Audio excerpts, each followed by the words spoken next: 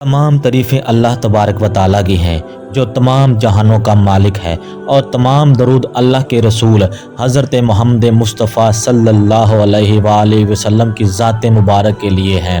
हज़रत मोहम्मद सल्लल्लाहु अलैहि वसल्लम की तमाम ज़िंदगी मोजज़ात से भरपूर है और आप सल्लल्लाहु अलैहि वसल्लम की ज़िंदगी बज़ाते ख़ुद एक मोजज़ा है। आज हम एक बहुत ही खूबसूरत मोजज़े का तज़किरा करने वाले हैं जो आप सल्लल्लाहु अलैहि वसल्लम के बचपन में पेश आया। इस मोजज़े का नाम शक्कुल कमर है। इस मोजज़े की जानब बढ़ने से पहले आप तमाम दोस्तों से गुजारिश है कि अगर आपने अभी तक मेरे चैनल ट्रू स्टोरी विद जवान नकवी को सब्सक्राइब नहीं किया तो बराह मेहरबानी मेरे चैनल को सब्सक्राइब लाजमी कर दें और साथ ही बेल आइकन को लाजमी दबा दें। शुक्रिया। नाजरीन, नबी पाक की ज़िंदगी बेशुमार मोजज़ात से भरी पड़ी है। ये मोजज़ात आपकी पैदाइश से पहले और नबूवत के बाद भी ज़ाहिर हुए।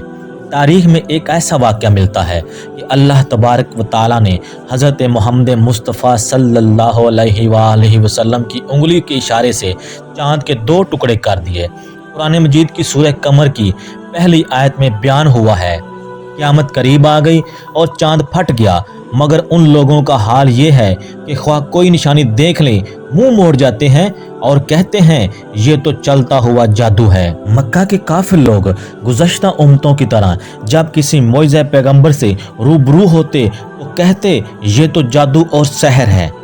एक दिन सरदार कुरैश ने आपस में मिलकर ये प्रोग्राम बनाया कि हज़रत मोहम्मद मुस्तफ़ा सल्लल्लाहु अलैहि वसल्लम से कोई आसमानी मोइज़ा तलब किया जाए, क्योंकि जादू और सहर आसमान पर कारगर नहीं होता। तमाम लोग इकट्ठे होकर रसूलुल्लाह की बारगाह में हाज़िर हुए और कहने लगे कि अगर आप वाकई ही अल्लाह के रसूल हो तो हमें चाँद के दो टुकड़े करके दिखाओ।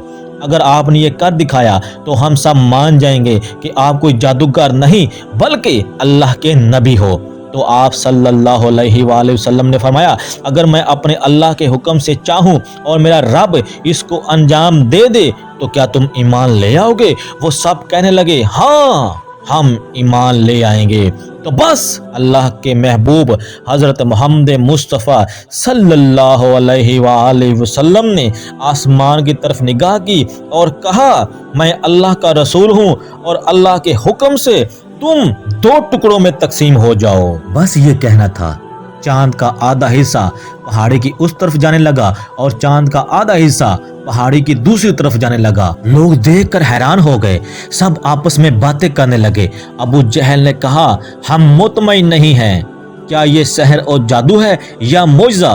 हो सकता है ये भी तुम्हारा जादू हो। हम इंतजार करेंगे ताकि जो लोग सहरा में गए हुए हैं वो मक्का आए और हम उन लोगों से भी पूछेंगे कि क्या उन्होंने भी ये मोइज़ा देखा। जब लोग वापस आए तो उनसे पूछा गया तो उन्होंने कहा, हाँ हमने भी ये मंजर देखा था। सूरह कमर की आयत बता रही है कि चांद में एक अजीम शुगाफ पड़ा और वो दो टुकड़ों में तकसीम हो गया। और अब सवाल ये पैदा होता है कि क्या ये मोइज़ा सिर्फ मक्का वालों ने देखा या किसी और ने भी ये मोइज़ा देखा, या ये मोइज़ा सिर्फ मक्का वालों के लिए था या मक्का के जो बाहर इलाके थे उनके लिए भी था? तो जवाब ये है, ये मोइज़ा पूरी दुनिया के लिए था। जब ये मंजर ईरान के बड़े बड़े नजूमियों ने आसमान पे देखा कि ये क्या हो गया है, चांद दो टुकड़ों में तकसीम कैसे हो गया, तो उन नजूमियों में से एक कुबैर अपने शागिर्दों से कहने लगा कि हमारी किताब में लिखा है कि जब आखिरी नबी आएगा तो वो चांद के दो टुकड़े कर देगा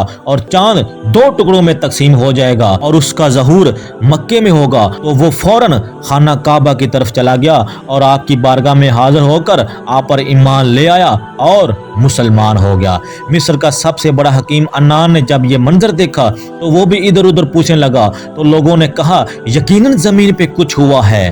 तो वो भी ढूंढते ढूंढते काफ़ी सालों बाद आपकी बारगाह में हाजिर हुआ और आप पर ईमान लेकर मुसलमान हो गया। हिंदुस्तान के राजा रामलाल ने जब ये मंजर देखा तो इन्होंने अपने नजूमियों से पूछा तो इन्होंने बताया कि हमारे बुजुर्ग कहते थे कि इस ज़मीन पे अनकरीब एक ऐसी शख्सियत आएगी जो सच्चा धर्म ज़मीन पे फैलाएगी।